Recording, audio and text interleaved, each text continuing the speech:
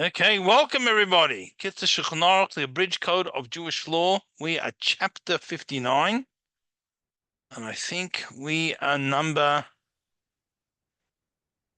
20. We'll start there. I think we may have done it, but we'll start there anyway. Chapter 59, number 20. So,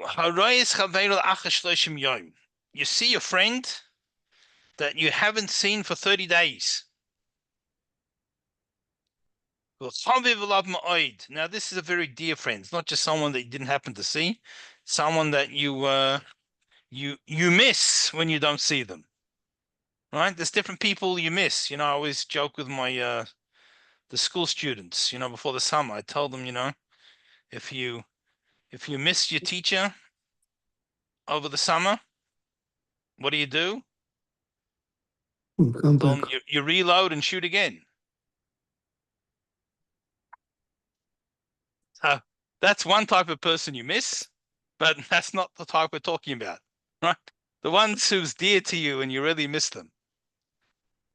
Okay, so Mikol Shekain Adam Shegadol Memenu, and certainly, how much more so if it's someone that's greater than you, meaning someone that you have a mitzvah to honor.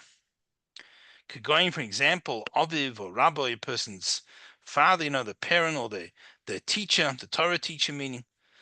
And then, since you've missed them, you haven't seen them in a while, v'samech b'riyosai, you rejoice, you're full of happiness when you see them. So when we have that situation, mavorech shechionu, we make the bracha of shechionu. This is even if in the interim you receive letters, right? Or you got someone sent regards or various things. So it's not like they disappeared off the face of the earth and you didn't hear of them or know of them. There may have been contact, but you didn't see the person. So we say shechionu. Now the im royalacha yud beis chodesh. Now, forget about a month. You didn't see this person for a year. Now what? Mavarech, now you say the blessing. Baruch atah Hashem, blessed you Hashem, Elokeinu, our God, Melech HaOlam, King of the universe, Mechaye HaMesim, who resurrects the dead. Because if you don't see someone for a year, it's like they weren't here. And why? Because it says in brackets, Mipnei Shnishkach Min Aleiv. Person who you don't see for 12 months, there's such a long separation. It's like they disappeared. Yes, Susan.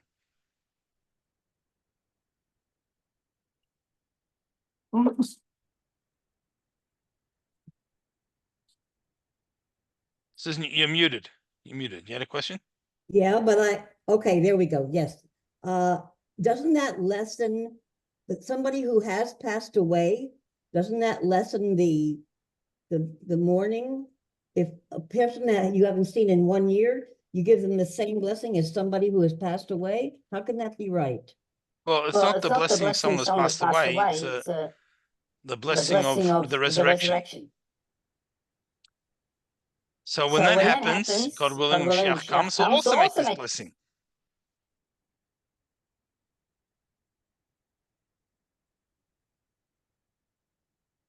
So why do we say after 12 months that a person becomes forgotten to a certain extent? Tirsiv, because it says, it's a verse in Tehillim, in Psalms,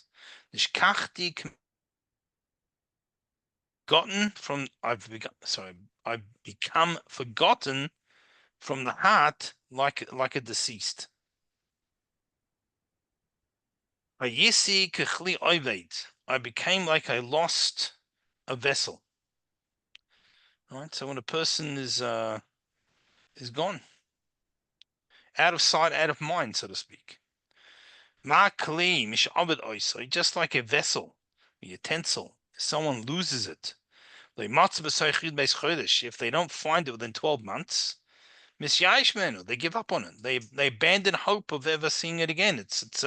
They give up ownership almost. It's gone. So too with the deceased. Nishkach min alev l'ach yud beis chodesh. They're forgotten to a certain extent, obviously never completely, but to a certain extent after 12 months. So, I mean, unfortunately, we've all lost someone, and there are moments, certain things that remind us of the person and can bring back intense feelings. But on the day-to-day life, after 12 months, it's not the same. It's not as raw. It's not raw like it was. It's life goes back to normal, so to speak.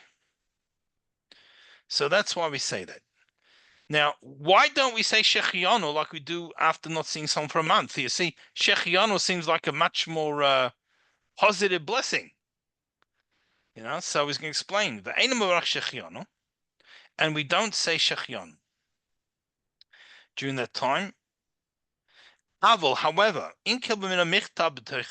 if we got a letter, never mind an email or a WhatsApp or a telephone call, if there was some contact within 12 months, or you got regards, you heard about their welfare, someone came and told you, yeah, I was in Huppertsville and I saw whoever they saw, your friend. Then we do say Shechianu. B'chayim Mesim is when the person is like completely out of mind for the 12 months and they're forgotten. That's when we say it's like, so to speak, like. But if we've had any contact at all, then it's Shechianu. Now, this is irrelevant. The same din, same law, whether talking about the person you didn't see was male or female. The filo ish shiro is ishtoi. Even a man who sees his wife after a long separation, or imoy, or choisoi, or bitoi, or his mother, his sister, his daughter. Isha, she royes a baila. Likewise, if a woman sees her husband after a long break, or a via, or a father, or a chia, or a brother, or beno, or a son, you make the blessing, right? You might have thought that was unbecoming for a man to make a blessing over a woman, or vice versa. You might have thought, maybe you wouldn't do that, but we see that we do. If it's someone that's someone special, and you didn't see them such a long time, so that's all right. That was 20. After doing it, I think we did do it last time, but Rabbi, good how do you show more respect for someone in a position that you admire? How do you show more? Like I hadn't been to Rabbi Smith's house for a long time, and I went last month, and I had a wonderful time being at their home. How do I show more? What kind of a blessing? Well, you're in contact with him regularly, so it's not really a blessing. But going to their home and being welcomed. Yeah. I mean, there's no special blessing, for somebody who is, you consider, a high spiritual person. So there's not really a blessing per se. You just enjoy the atmosphere. Okay. And they enjoy you. Okay, number 21. So let's join us, chapter 59, number 21. Now,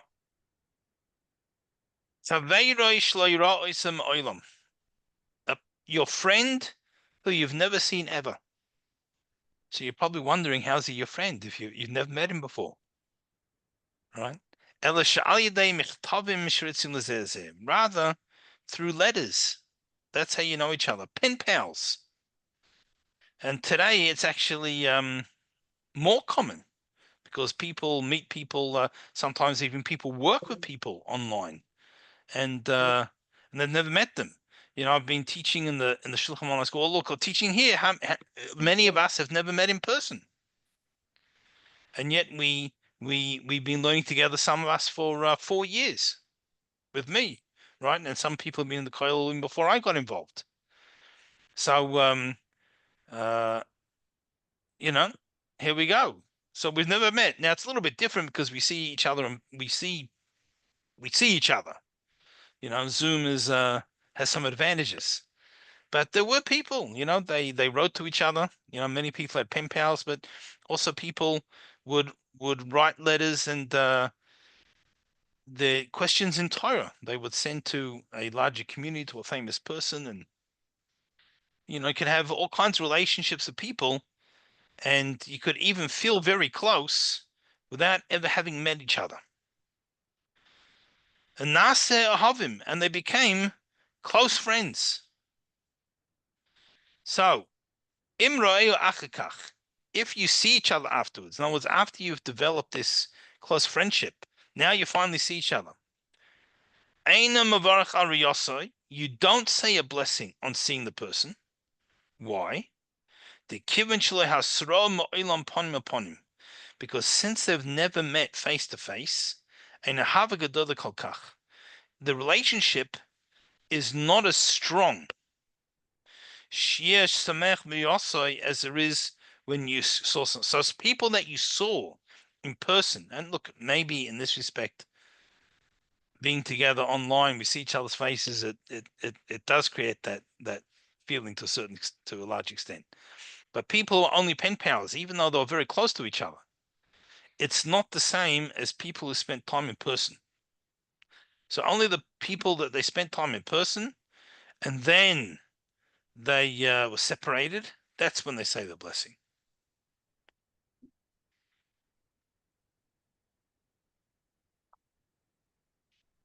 Okay, so that is chapter 59.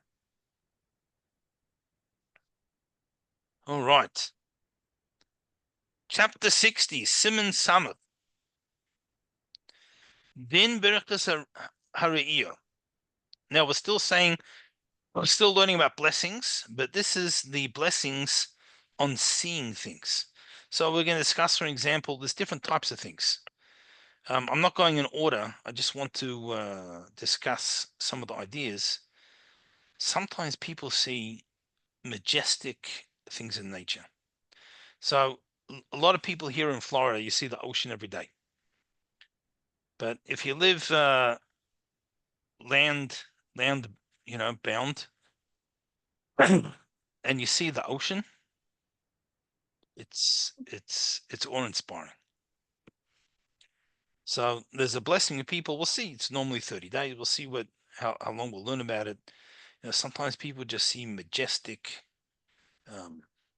things, and it's just awe-inspiring. So there's a certain blessing. Right. On the rainbow,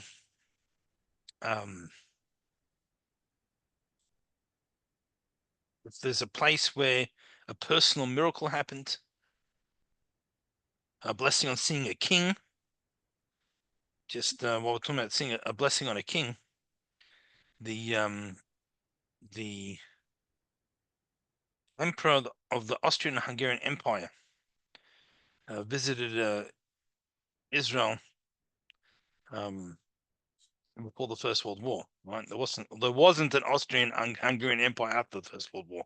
That was the end of them. But sometime around the turn of the century, or the 1900s, sometime around then, and a lot of Jewish people had Austrian citizenship, whether they really were from there or not, because if they could somehow get that Austrian citizenship, it gave them a certain degree of protection under the Turks. Right, so it was very advantageous. So the government of the Austrian-Hungarian Empire was looked at very favorably by the religious Jews in Israel at the time. And the emperor came to visit. And people came out. He went through on his visit to Jerusalem, Yerushalayim. All the people came out to see this emperor. And the chief rabbi of Jerusalem, Rabbi Yosef Chaim Sonnenfeld, he did not go out. So they said to him, "Why don't you go?" He said, "No, They said, "But there's a bracha on a king. How often? This might be the only time in your lifetime that you can make a bracha on seeing a king." Don't you want at least go make the bracha? So they kept pushing him. So he had to answer. He said to them, he said, I have a Messiah, or loosely translation as a tradition. But a tradition, was passed down from teacher to student, teacher to student, teacher to student. That's what Messiah is. I have Messiah from my teachers and then from their teachers, that the Germanic peoples are descended from Amalek. And I don't want to say a blessing on a king from Amalek. Right? And we see what happened in Second World War, and it seems that at least, not saying every individual, because everyone's mixed up, have migrated from different countries, but it seems that his Messiah was correct. So anyway, that's just the interesting thing. It's about making a blessing on a king. Today, let's say, I was about to say the Queen of England, but unfortunately, she passed away. But the king, they're not really kings with absolute power anymore. And maybe in Saudi Arabia or something, maybe the king has absolute power. I'm not sure. It's but we're talking about a king that has absolute power, not just someone who has a hereditary title that doesn't necessarily, might give them a certain prominence, but in many of the kings or royalty in the world today, they're not real. They're not a king in the traditional sense. They don't have that power that a king had. Okay. All right. So let's get going. So chapter 60. Haroye ilone machal shemotzim perach. What about the president? Someone sees fruit trees blossoming. So what we're going to discuss, this is a blessing that we make in the month of Nisan, the Hebrew month of Nisan. At the beginning of spring. Mavarach, you make the blessing. Baruch Ato Hashem, blessed you Hashem, Elokeinu, our God, Melech Olam, King of the universe, Shlechisa b'olam klum, that created the world, it's not lacking anything. Avara by Brias Toivos, and he made good creations, Violanos Toivos, and good trees. Lahanos behem b'nei Adam, so humans can have benefit from them. That's a blessing. And we say this the first time you see blossoms, fruit blossoms, in the month of Nisan. So growing up in Australia, I never said this blessing because seasons are back to front. It's this blessing is only said in the month of Nisan, and Nisan is autumn, is fall in Australia. And right in the northern hemisphere, it's spring, so they come out. Now the Ein Mavarach Elapam Achas B'chol Shana. You can only say this bracha once a year. And if you delayed saying the blessing until the fruit starts to grow, you can't say it anymore. So that's the window of opportunity from when the blossoms start coming out until fruit starts developing, till the blossom starts developing into fruit.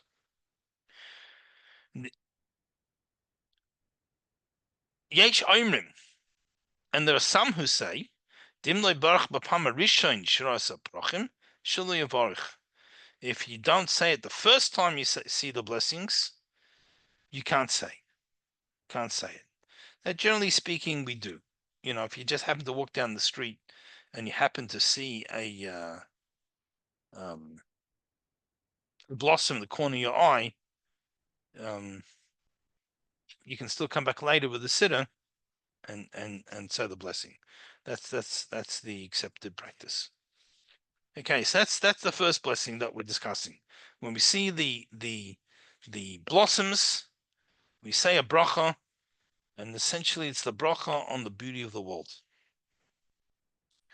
Okay, number 2 is a whole new topic, or we say brachas on. Al hazikin. Now zikim, some places will translate it as meteors, some as comets, some as In other words, it's not a planet, it's not a star, it's things that are moving through space. So you see one, you see Halley's Comet, something like that. All right, it looks like a star that shoots like an arrow. Right, it's got the tail. Look, it looks like that's what it looks like. As it passes through the sky. And a light extends like a rod. So all these things, a shooting star, a comet, a meteor, all these different things that we'll see.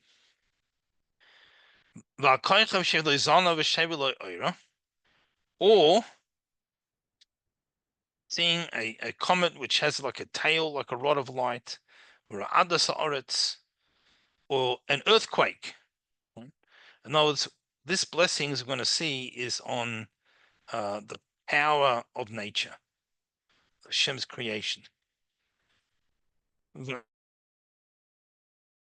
winds that blow incredibly, it's bezaf almost means like an anger. So we're talking about like hurricanes or tornadoes, not normal winds, not just strong winds. We're talking about really powerful winds. Vala brokim, also on lightning. So I'll call echel me'elu on all of these things, or any of these things that we experience, that we see. Mavarech, we make the blessing. Baruch ato Hashem, blessed you Hashem, Elokeinu, our God, Melech Haolam, King of the universe. Oisem Maisa Bereshis, who makes the work of creation. Right. So when we see things that are not the daily norm, and it's something powerful, and so we say a blessing on that. Now, it's destructive. Yes. Now, we're saying a blessing on the power of Hashem's creation. Unfortunately, it could also be this. Sometimes it is destructive. I mean, let's just give an example.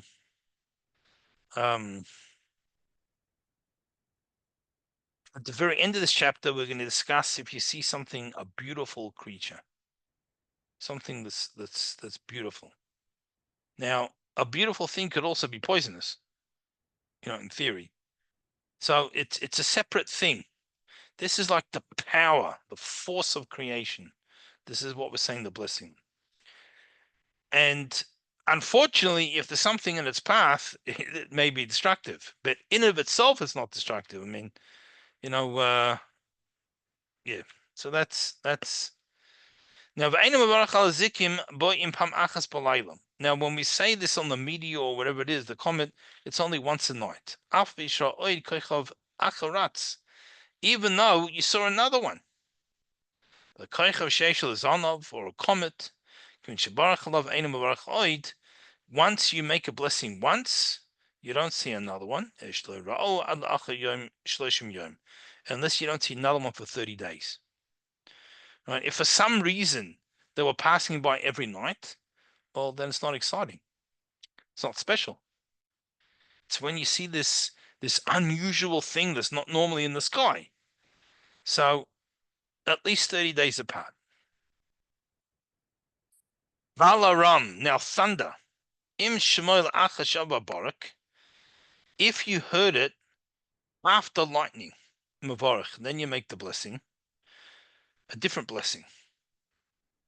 Baruch Ato Hashem, bless you, Hashem, Elokeinu, our God, Melech Olam, King of the universe, Shekoichoi Gavarasoi Mari Olam, whose strength and power fill the world. Vimras Habarak or Shamas Haroim Beyachad. Now, if you saw the lightning and heard the thunder simultaneously, Mavarach Rak Bracha Achas, you just say one blessing. What's the one blessing? Oisa Masa Bereshis, the one that we said before, that Hashem creates the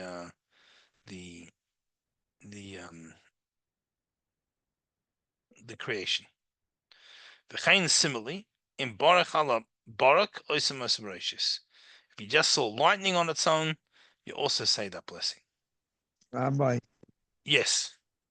in Chabad we say both. Yes. So we're not quite finished yet. Now, if you heard, right, remember we said the time it takes to say something, but to Shalom Alecha Rebbe, greetings, teacher. There was lightning, then thunder. You don't need to make a second blessing on the thunder. Because also the one you made on the lightning goes with it. Now, ein mevarchim al barach ol haroim el toich kedei dibur avol im hefsek. This you can only say the blessing immediately after seeing or hearing, and if you had a break, if you didn't know the blessing off by heart, and you got to go run to the bookshelf and you get your sit in, it took you a while to find the page, so it took more than like a few seconds. Shuv lo yavarich, you can't say the bracha together. All right. So what Dov was saying was like this. So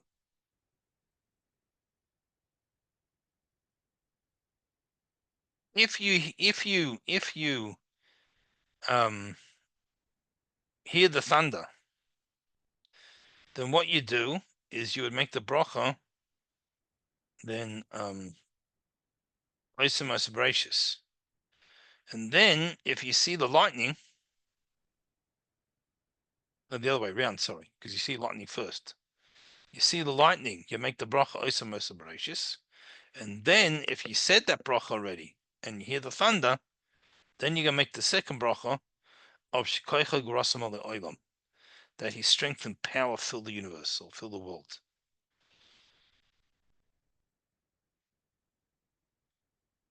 All right. Now,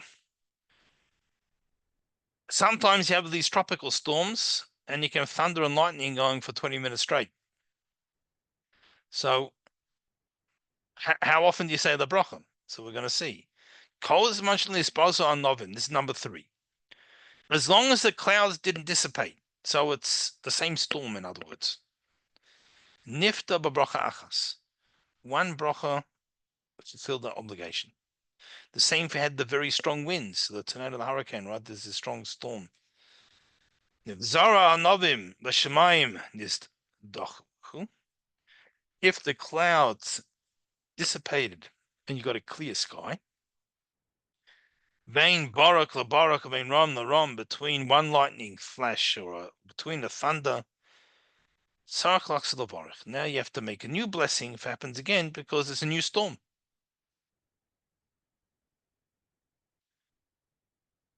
Okay. Habrakim shnira b'lei ra'im. Now, if you see lightning without thunder, it's caused by the heat. And kavrakim mamish, they're not real lightning, apparently. The ein mavarchim aleihim, and you don't say a blessing on it.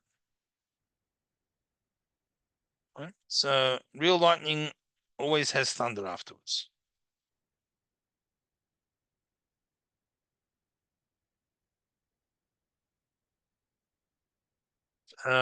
Just to point out, even though we said you'll only say a bracha again if the clouds dissipate and you have clear skies, that's the same day. The next day, like let's say you had this constant rain and it was going, and now you get into day 2. So it's either once per day or more than once per day if it cleared up in between and it's a new storm. Yeah, David. Two things. Number one, I remember there used to be a talk of which one do you say if they come exactly at the same time, that the speed of light is faster than the speed of sound. So even though the thunder might have been first, but it takes a longer time for you to reach you. So I think you say the one over the light first instead of thunder first. Does that Yeah, sound right? that's right. If it'll be simultaneously, then we would say the lightning went first. Yes, good point.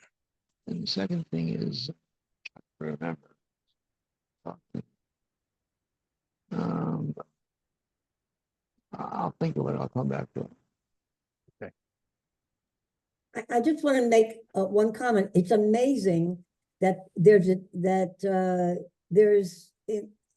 the code that there's a difference between regular lightning and heat lightning. I mean, the science, who knew that we were going to know the science before it was even written? I mean, it's amazing. Because everything's in Torah. I mean, it's amazing. Just amazing, I find it. Yeah, it makes me so proud. The ancient Greeks used to laugh at the silly Jews who thought the world was round. When we know for a scientific fact the world is flat. What's the scientific proof? If it was round, we would fall off. And as much as we laugh at that being a scientific test, I'm sure many tests we do today, in 1,000 years or 500 years, I'll be laughing at some of them too. Right? That's how it is. How did they know the world was round? Right?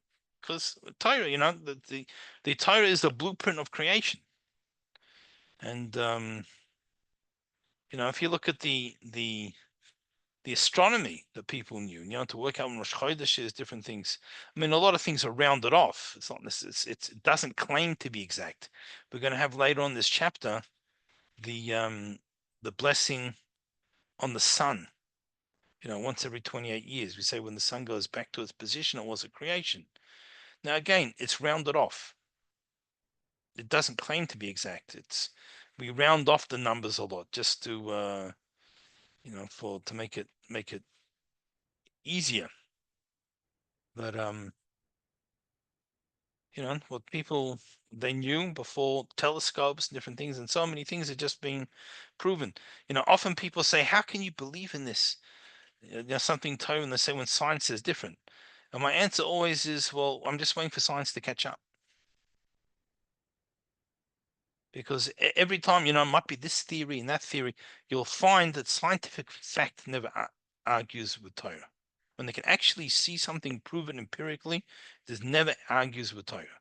It's scientific theory, right? Theory of evolution is a theory. The Big Bang is a theory. All these things are theory. That no one's ever proven it in a laboratory, right? Even carbon dating is a theory. Right? Even if it's true, it doesn't make a problem because Hashem created the world, the fully grown trees and fully grown animals, and Adam was created as a 30-year-old. So, if it really does take however many billion years for coal to develop, Hashem created the world with coal in the ground also. It's not a contradiction. But at the end of the day, though, it's a theory.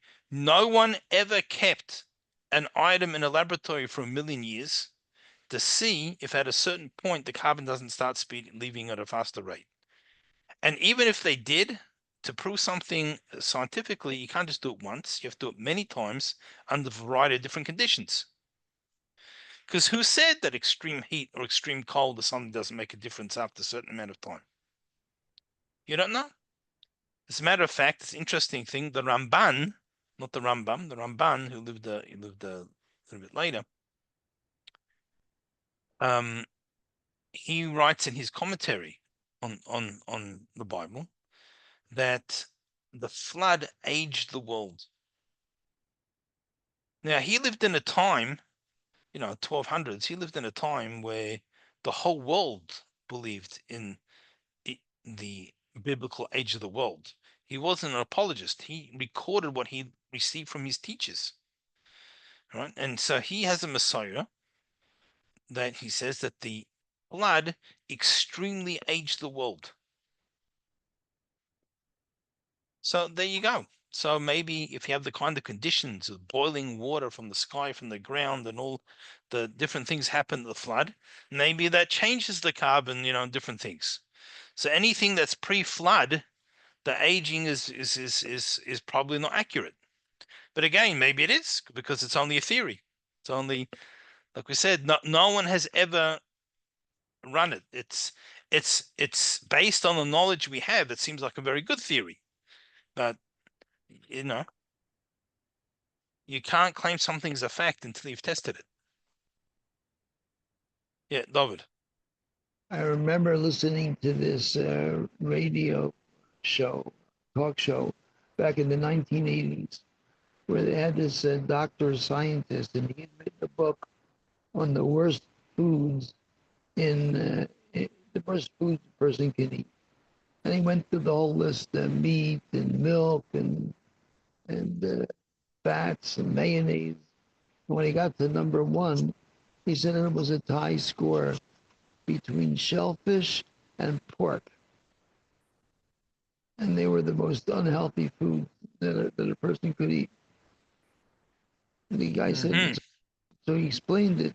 Pork, they just wallow around in garbage and unclean places. And the guy said, so the host of the show said, what's with shellfish? So the scientist says, shellfish are the cockroaches of the SeaWorld. Yep.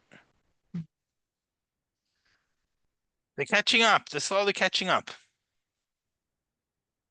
I remember the thing I was going to tell you. I don't want to interrupt you. You going to say something? Please. Oh, so I remember the thing that I was trying to remember before that I forgot.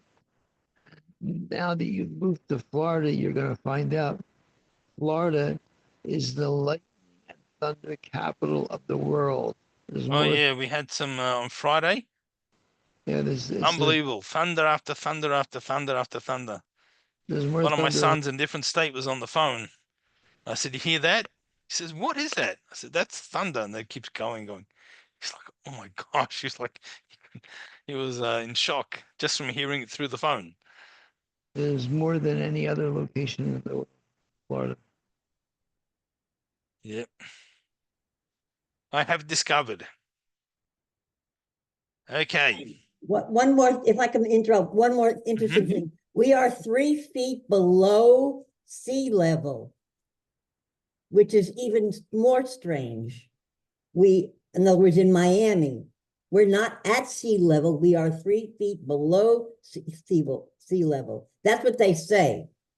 I mean, when it comes to the sea level, when God made everything, it could never have been completely flat. Why would he do that? He would obviously make it more interesting. Yeah. Make the earth more interesting and more livable for certain kinds of people in different climates.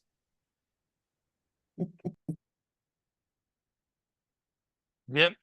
That's weird. Thank you, Susan. Okay. So number 4, we're going to discuss the rainbow. So the rainbow is unique in that whatever physical phenomenon that creates a rainbow did not exist until after the flood. Hashem made a new creation, and it's a sign that Hashem will never destroy the world. Now, there can only be a rainbow, even though it's a physical phenomenon, but it has some spiritual significance. There cannot be a rainbow if there's not at least a section in the world that deserves the flood. So in the times of Rabbi Shimon Bar Yochai, for an example, in his lifetime, there was no rainbow. That's one of the reasons. There's several reasons, but it's one of the reasons. Like Ba'omer, people play bow and arrow because it's a bow, to represent that or remembrance of that. There's other reasons as well, but that's one of the reasons. So in Rabbi Shimon Bar Yochai's lifetime, there was never even one rainbow. So when we see a rainbow, as beautiful as it may be, it is not a good sign. It's not a positive sign. It's not necessarily a bad sign, but it's not a positive sign. So, number 4, Haroye Keshes, someone who sees a rainbow. Mavarech, he makes the following blessings. Baruch atah Hashem, blessed are you, Hashem, Elokeinu, our God, Melech HaOlam, Zoiche Habris, who remembers his covenant, V'ne'eman b'vrisoi, and he's trustworthy in his covenant, V'kaim b'maroi, and he keeps his word. In other words, the fact we see a rainbow means there's at least part of the world that deserves the great flood. And even when we have floods, it's not the great flood. And so Hashem keeps his word and doesn't do it, and we make a blessing on that. Now, because of that, also this tachel habe bekeshes, you're not allowed to stare a lot at a rainbow. Maybe excessively might be the harbe means a lot. You can't just sit and stare at it. Right? So you look at it long enough to take note of it properly and make the blessing, and that's it. It's actually damaging to your eyes, one's eyes, to look at the rainbow. Okay. He doesn't bring it here, but in other places, other Sforim mentions that you should not point out the rainbow to other people, because since it's intrinsically something negative, even though they get to say a blessing, but we shouldn't point it out to anyone. Okay, number 5. Al hayamim, on seeing oceans, Valaharim agvoim, or huge mountains, for Summ that the world renowned because of the height. So not just this hill and that hill. Talking about you see like the truly, like I don't know, the Swiss Alps or something. I don't know. Mavarech oisa masa bereshis. Then you say that blessing, the same blessing mentioned before, of Hashem who creates the creations, creates creation. I think in many Siddurim, the translates like he makes the work of creation or something like that.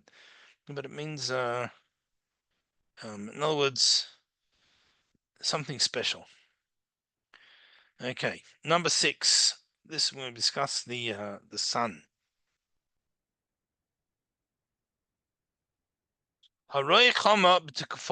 Someone who sees the sun at Tekufa means like a cycle, at the beginning of the cycle. So just to give a background, we mentioned it briefly before, that every 28 years approximately, the sun returns relative to Earth. It's in the same position as it was at the moment of creation, when it was created. So that means the same day of the week, at the same time, same place. Happens once every 28 years. Right? So when that happens, the Mechaf Ches Shana, this is every 28 years. Sh'tikufa Nissen as the Chilas Leil Dalid. This will be in the month of Nissen, on the 4th day of the week, right? In other words, Tuesday night, Wednesday. Mavarchim b'yom dal. In the morning, Wednesday morning, we make the blessing. K'shir zerachas, when the sun shines. Baruch atah Hashem, blessed are you Hashem. L'keinu our God, Melech Haolam, King of the universe, Oisem Mas Bereshis, who made the work of creation. Now, we don't only just say that, but Kaidem Abracha. Hallelujah, Hallelujah Hashem and Shemaim. We say Psalm 148, which is it says, praise Hashem from the heavens, etc. Then we say the blessing. Then we say the blessing kel adon that we say on Shabbos. It's Shabbos morning, so many people are familiar with it. Ad, until the Chayes HaKodesh, till that word. Then we say the Mizmor, the Psalm, Hashemayim Mesaprin Kavod B'goyim, El Hashem B'goyim. Right, the heavens declare the glory of Hashem. V'achakach Aleinu l'shabech, and then we say the Aleinu prayer, the Kaddish, and then we say Kaddish, the morning's Kaddish. Right, so that's what we say.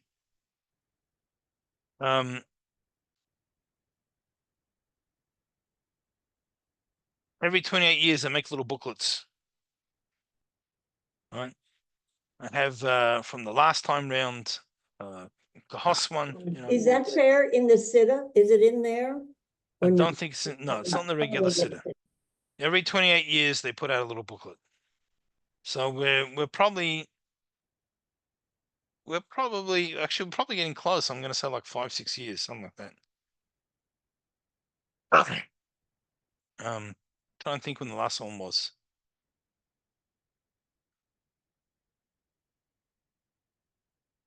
No, maybe it's like 2011, 2012, not 2010. So maybe 10 years. 10 to, okay, maybe we're midway through the cycle.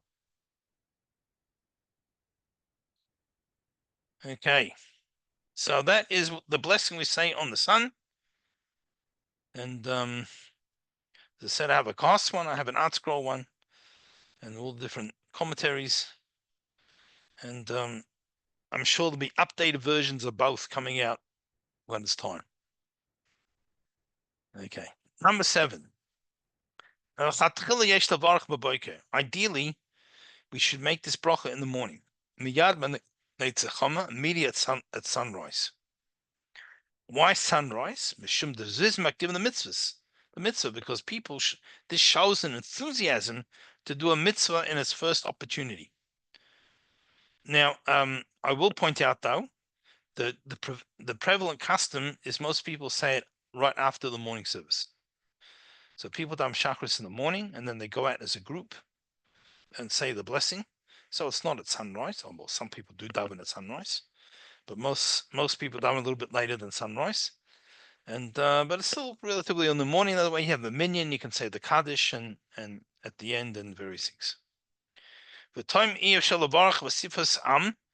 and if possible, a person should say with as many people as you can. Mishum, why? Is because the Baroiv Am Hadus Melech. There's a concept of many people brings more glory to the king. So just an example of this, when I lived in Brisbane many years ago, we left over 25 years ago, so it's been a while, in a place in Australia. So there were 2 Orthodox shuls. Now on Shabbos, look, technically you could walk one to the other, but it wasn't very practical. It's a good walk. It's so that's really why there were 2 shuls, because people lived in 2 areas, and Shabbos, so you on the shul. But Purim, we used to do combined. Purim was this concept of Reiv Am Hadras Melech, with the most people brings glory to the king. So Purim is a time where you can drive. It's a lot that you can drive, and we usually, my shul went to the bigger shul, and we'd have both congregations come together and celebrate together. That was this concept. So this is also a weekday type thing. It's a good thing to do. Look, sometimes it's better to do these things locally, because that's how you get the local crowd. Many people wouldn't travel, and you want to get as many people involved. But in theory, all things are equal, and life never works that way, that all things are actually equal. But if it did, then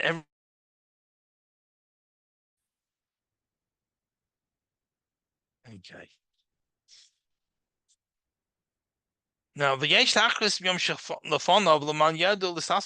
should announce it the day before, so people know to get together. Now, I think these things come once every 28 years, 6 months beforehand. There's all the emails and the various things, and so I don't have to worry about the day before anyway. But at least the day before. If you can't get everyone together in the morning, you shouldn't delay it.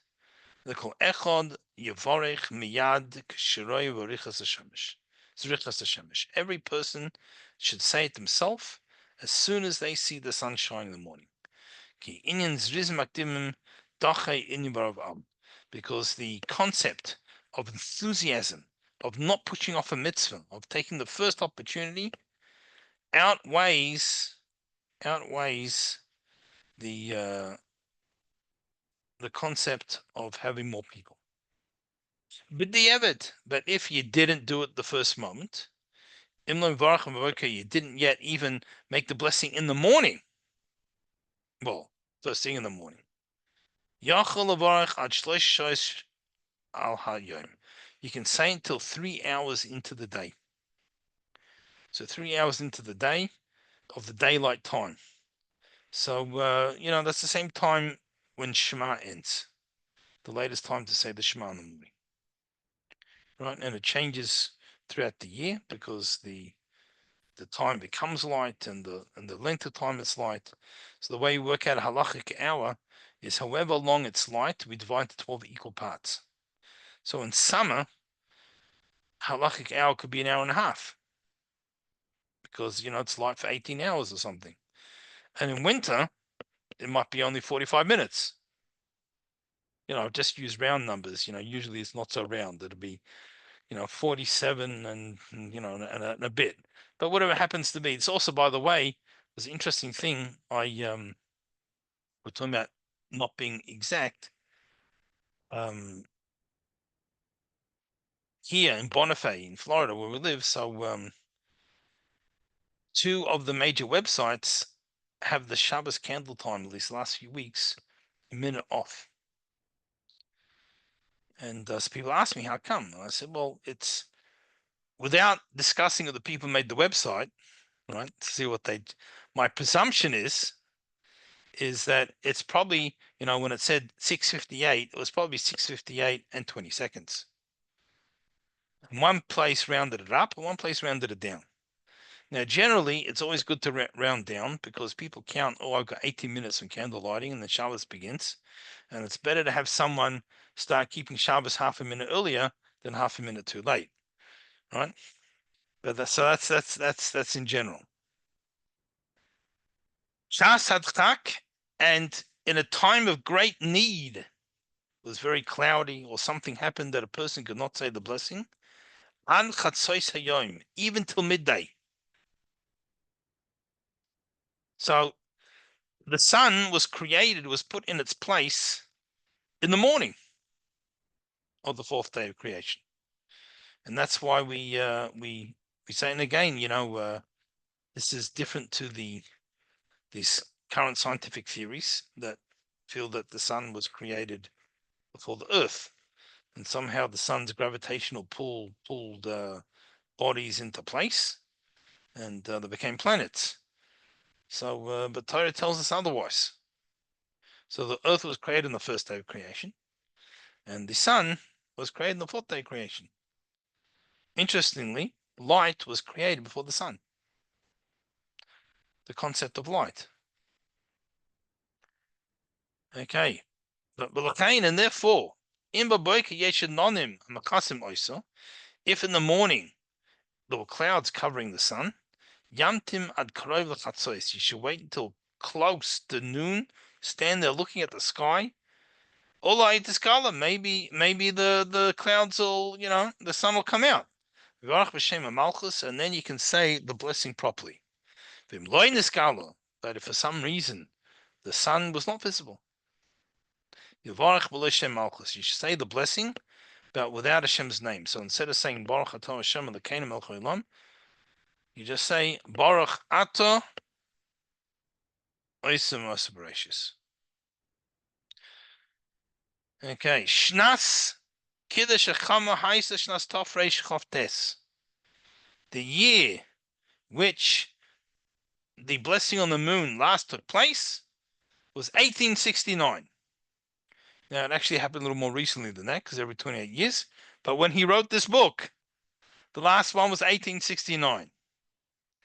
The CM Yitzchok Shem B'Shnas Tafresh Nun Zayin, and the next one will, God willing, be in 1897.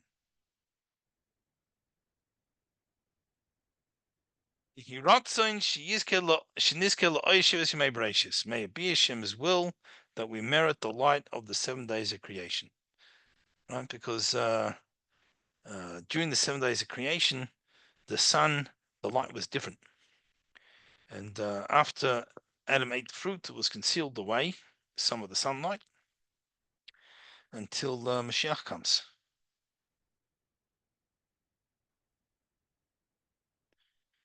Oh, here we go. I've got in a footnote in this edition that the last one was April 8th, 2009. And the next one will be April 8th, 2037. So we've got 11 years to go. 11 years to go. Shem should bless us all to be in good health, to be around and in good health. Forget 2037. We want to be around and in good health 2065 for the one after that.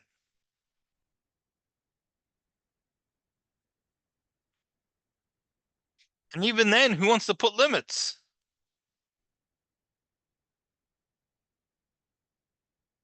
Right?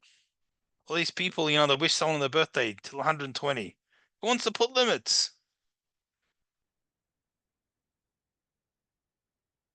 They joke, every birthday you wish someone to 120. What do you wish them on the 120th birthday? Have a nice day. Sorry, terrible taste. Okay, let's squeeze in one more. But funny. Terrible taste, but funny. Let's squeeze in at least one more. Mish Asalai Kodesh Baruch Hu Nice. Someone had a miracle. Shloi Derech Teva, beyond the laws of nature. Right? Many of us have had an incident where our life maybe we were in danger and we cannot explain how miracle happened. We don't know. It's our own little miracles. People often say, how come miracles don't happen anymore? First of all, they do happen. Just on a simple level. The fact that the sun rises every day is a miracle. Just we're used to it. We expect it to happen. You think about a child, 2 cells creating, you hold the child the first time when they're born. It's a miracle. But again, we take it for granted because it happens all the time. And different things. But many of us have had events that just defy explanation. There's not a logical explanation. And then on a different level, since we're talking about it, without getting too sidetracked, it's a halacha class, but and we discussed this once before, that when a newborn baby is born, the parents do everything for it. They feed it, they clothe it, they change it. And eventually, as an adult, they do all these things themselves. And there's a slow process of a child becoming more and more independent. But even as an adult, the parents are still there in the background, helping out whenever they can. So and then it comes to a point where the adult child is now doing that for his father. Yeah, it's also to an extent, but the parents are also helping with advice or different things. Might not be, but it's people also make the joke of the 120th birthday. It's just like the first birthday. They will you in. There's no teeth, no hair. You're wearing diapers. No one can understand the word you say, but they say you're so cute. That's.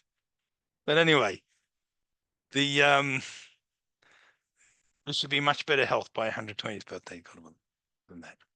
But when the Jews left Egypt, Shem took us out. As a nation, we were newborns. We didn't have a spiritual heritage. We didn't have a history to look back on. If someone's in a challenging time today, he looks back and says, wow, there were people in concentration camps. Compared to what I'm going through now, that's nothing.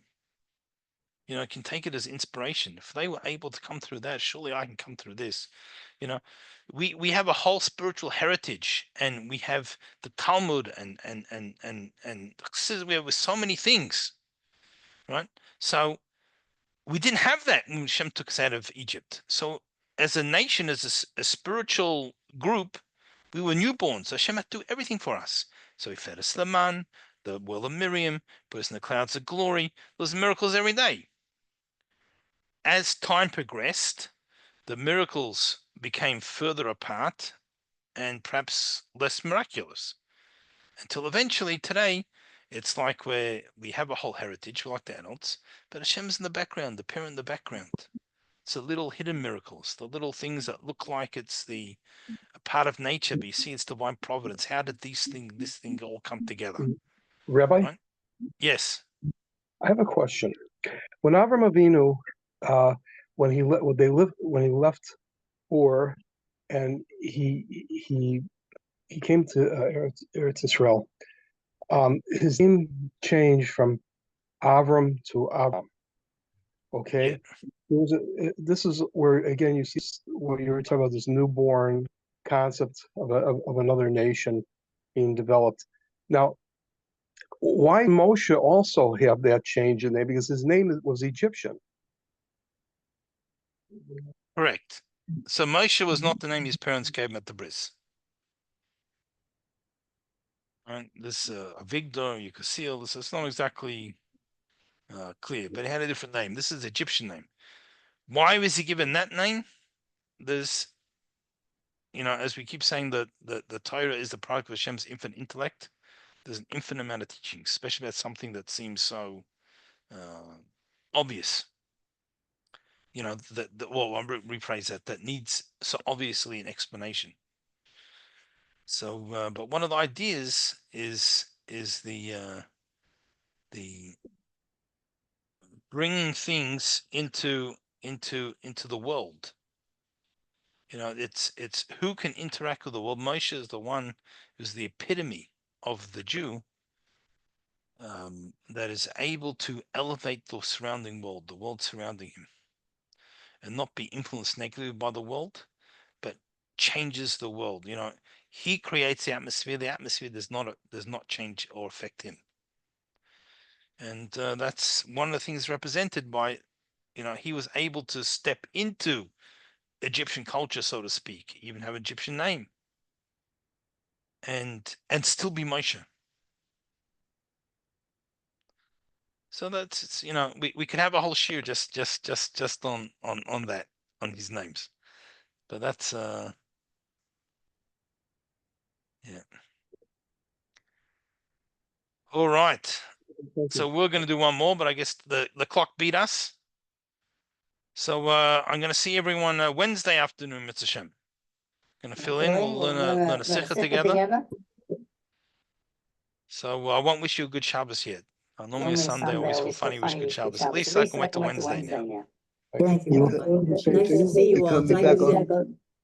Yep. Good to see everyone again. I missed everyone. Take care. Thank you, Rabbi.